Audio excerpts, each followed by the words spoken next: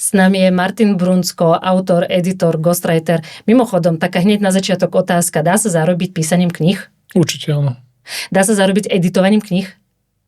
V podstate áno. Dá sa zarobiť vydávaním kníh ako vydavateľ? Áno.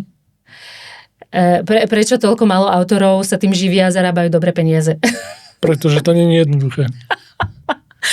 Ďakujeme vám za pozornosť, môžeme ukončiť dnešnú časť. Kto je to vlastne ghostwriter?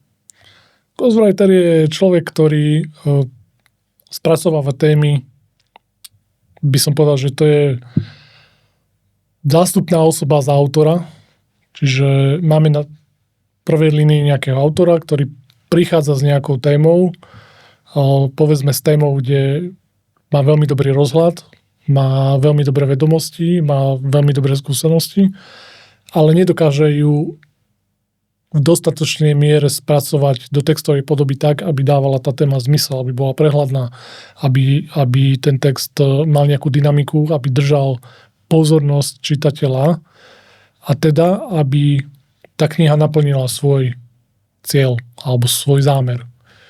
Vtedy prichádza ghostwriter, ktorý v spolupráci s autorom si tú tému samozrejme naštuduje, kde sa možno tá rola trošku vymieňa a autor myšlienky tej knihy sa stáva konzultantom a ghostwriter to proste píše to v nejakom jazyku, v nejakom tóne a v nejakej logike a v nejakej štruktúre. Môže to fungovať tak, vieš, ako si to predstavujem, že ja nahrám hlasovku na WhatsApp a poviem, čo by som chcela a ty to napíšeš do kapitoly? V podstate áno. Čiže pri spolupráci vlastne ty si dohodneš s klientom, ty ako ghostwriter, dohodneš si s klientom formát, ako si budete posielať, že či už on niečo spíše, alebo on nahrá nejaké video, alebo si telefonujete, alebo zoomujete si a každú kapitolu prechádzate, že ja neviem, predčítaš, alebo napíšeš, ale len dopošleš na opravy, alebo ako tam vlastne ostane ten taký výnimočný ráz toho človeka, aby bolo cítiť, že to ako keby je jeho, že on to písal. No to je práve tá úloha toho ghostwritera vlastne mať tú schopnosť naladiť sa na tú frekvenciu toho autora a do istej miery odkopírovať alebo skopírovať jeho vyjadrovacie schopnosti a jeho jazyk prirodzený. Samozrejme, ono to nemusí byť úplne doslovné, pretože aj ja keď napíšem nejaký text a dal by som ho len editorovi alebo zeditovať, tak hoci ten text je vyslovene môj a ja som jeho primárnym autorom, tá editácia toho textu môže a do veľkej miery aj funguje ako, môžeme si to predstaviť ako nejaký filter na fotkách na Instagrame, že niektoré veci zjemní, zjednotí, upraví a potom sa niekedy môže stať, že tie texty sú viac, by som povedal, také generické alebo umelé. Toto je úloha ghostwritera nájsť taký ten balans medzi tým, aby tam bolo cítiť ten hlas toho autora, ale zároveň, aby tam bola aj nejaká tá profesionalita, čo sa týka vyjadrovania toho textu. Ale na obale všade figuruje meno autora. Ghostwriter vlastne nie je nikde uvedený však? Ghostwriter nemusí byť nikde uvedený, nie. Čiže je to také písanie na kľúč, čo je spoplatnená služba, aby som mala knihu a nemusela písať. Áno. A koľko môže si taký ghostwriter zarobiť? Ako je to na počet normostrán, na počet slov, na veľkosť knižky, na úspech tej knižky, že sa platia percenta z nejakého predaja? Ako to funguje? To je extrémne, by som povedal, volatilné, alebo jednoducho mení sa to aj od prostredia, aj od knižného trhu, aj od toho, kto má byť potom autorom, aká téma to je. A samozrejme, podľa toho sa aj oslovuje nejaká skupina ghostwriterov. Povedal by som... A ako ich nájdem? Napríklad, že chcem osloviť ghostwritera teraz, ako vyzerá ten proces, ako ťa nájdem? Ako vás nájdem? To je zaujímavá otázka. Sú nejaké, možno by som povedal, 3 úrovne. Jedna tá najlacnejšia a najzákladnejšia je hľadať na internete, na rôznych freelancerských platformách. Či už je to Ja spravím, alebo Fiverr. Ale zároveň je to aj najlacnejšie, ale zároveň autor dostáva aj produkt v adekvátnej kvalite.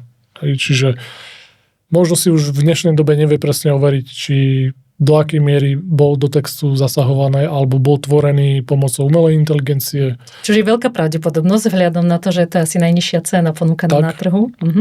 A tam sa bavíme o centoch, povedzme, za slovo, alebo eurách za nejakú normostranu.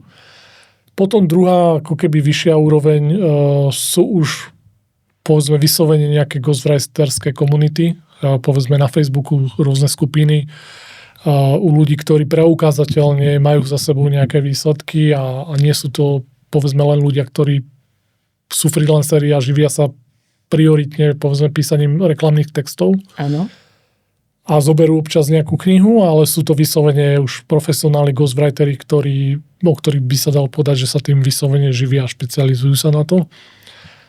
A tam samozrejme tá cena je už o niečo vyššia a bavím sa tým pádom o nejakých stovkách, možno až tisíckach eur za jednu knihu.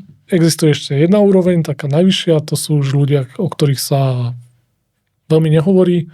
Nedajú sa vyslovene vyhľadať na internete, neprezentujú sa tým, ale zároveň robia tie najväčšie projekty knižné vôbec, celosvetovo a fungujú viac menej cez odporúčania, to znamená, že cez nejakú referenciu.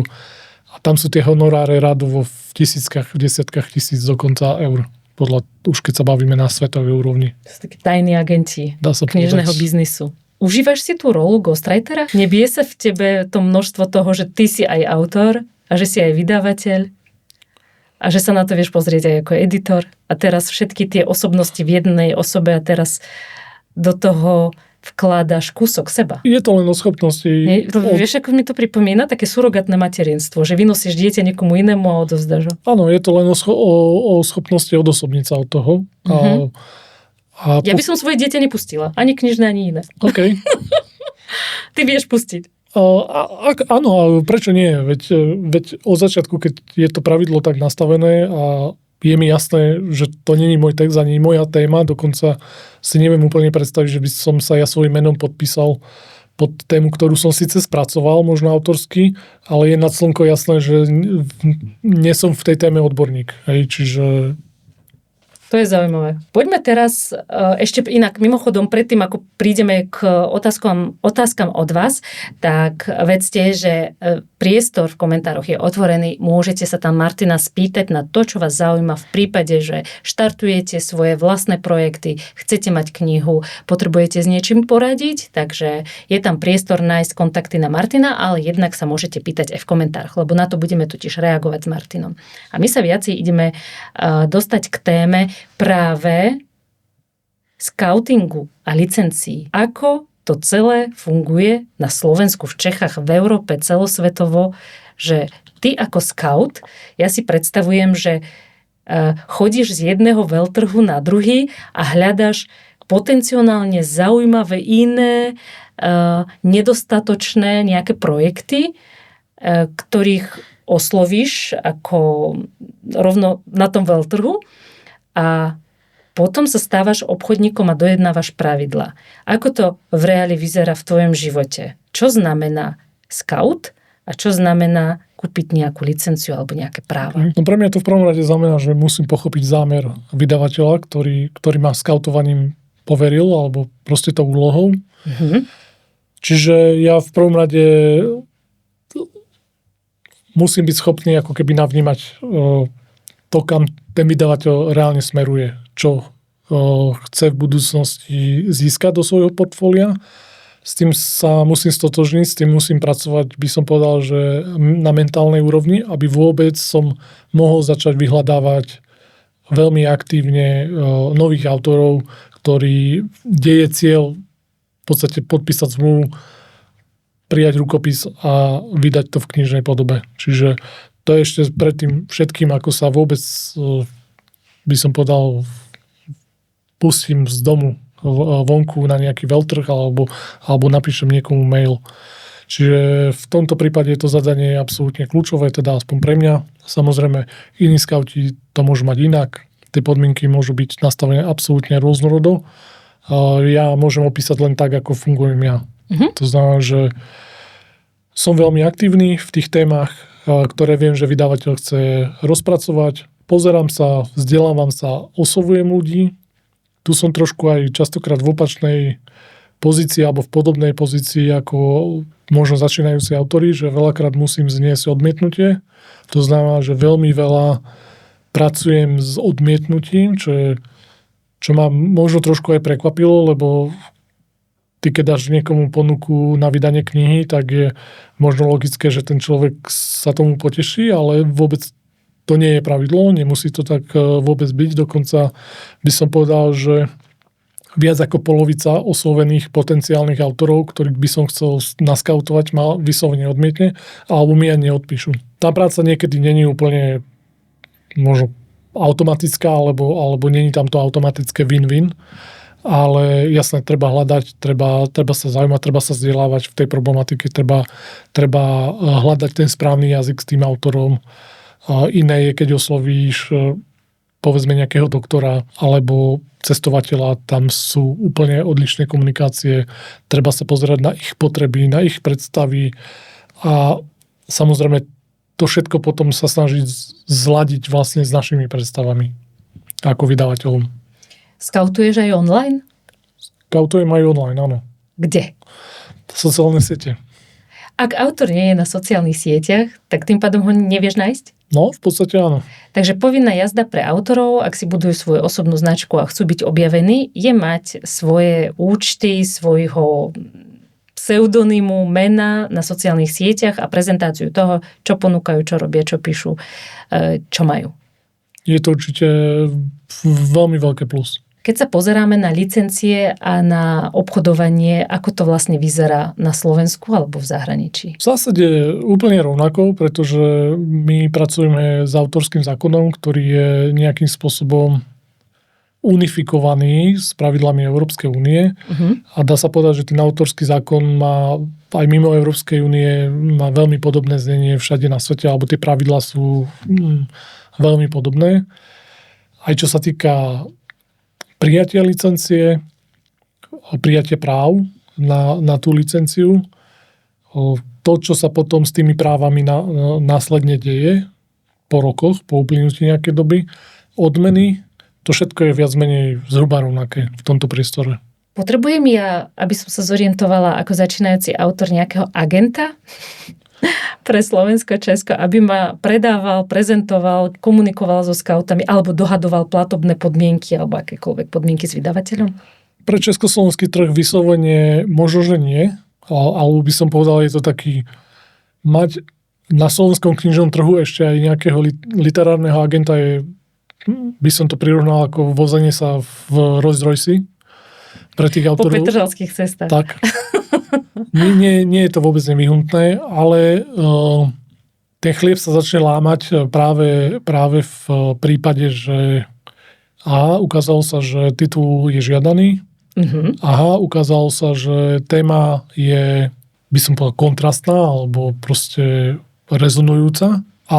Ukázalo sa, že téma je alebo môže byť medzinárodná. Čiže ak sa bavíme o nejakom mentoringu, coachingu, o nejakých lekárskych témach, o cestovaní. To všetko môžu byť medzinárodné témy.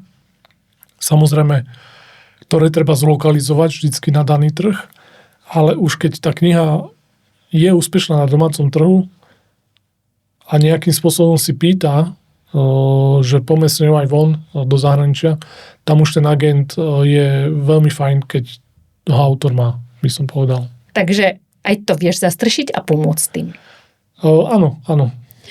Martin Brunsko je autorom, ghostwriterom, mentorom. Všetky informácie nájdete v popise a poďme sa povenovať jednej a poslednej otázke. Takisto sa budeme tešiť na vaše otázky, ktoré budete pokladať v komentároch. Aké najčastejšie chyby robia prvoautori pri podpise zmluvy s vydavateľom? Že si tú zmluvu neprečítajú. Väčšinou urobia print screen, hodia toto ChatGPT a čo im vypluje, tak to akože decid. To ešte by som povedal ten lepší prípad, ale pred obdobím umelej inteligencie naozaj myslím si, že najväčšiu chybu, čo môžu spraviť, je proste si tú zmluvu neprečítať. Ona samozrejme je komplexná, má viacero strán. Ja to na druhej strane chápem, že tá zmluva není nejakým spôsobom zábavná, alebo že by ju niekto rád čítal. ale na druhej strane myslím si, že je dobré, keď si ju prejdú a reálne v nej hľadajú nejaké, nechcem povedať červené vlajky, ale možno červené vlajky pre nich, respektíve otázky, ktoré im rezonujú, že im nerozumejú. Ja som sa k zmluvám vždy stával tak, že nikdy som sa nesnažil nejak zľahčovať to, ak sa autor pýtal, že niečomu nerozumie, ani to nejak zjednodušovať. Práve naopak prišlo mi to vždy strašne fajn, že autora trápi povedzme otázka prerozdelenia financií, otázka prerozdelenia percent, otázka trvania doby, ktorú my ako vydavateľ budeme mať jeho práva, vlastne budeme vlastniť jeho práva. To všetko je dobré, keď sa autori pýtajú, to všetko je dobré, keď pred podpisom zmluvy ten autor má veľmi jasne vykomunikované a je absolútne stotožený s tým, že to, čo podpisuje, tak je tak. Najmä to sa týka aj exkluzivity, okrem teda financií, aj toho, že kto všetko môže narábať s daným textom, s jeho prekladmi a ďalšou distribúciou, reklamou a tak ďalej. Takže čítame zmluvy. Ďakujem ti, Martin, za to, čo si dnes pozdieľal. Budem sa tešiť na budúce. Vydajte odber, aby ste nás nestratili. Ďakujem aj ja, Tami.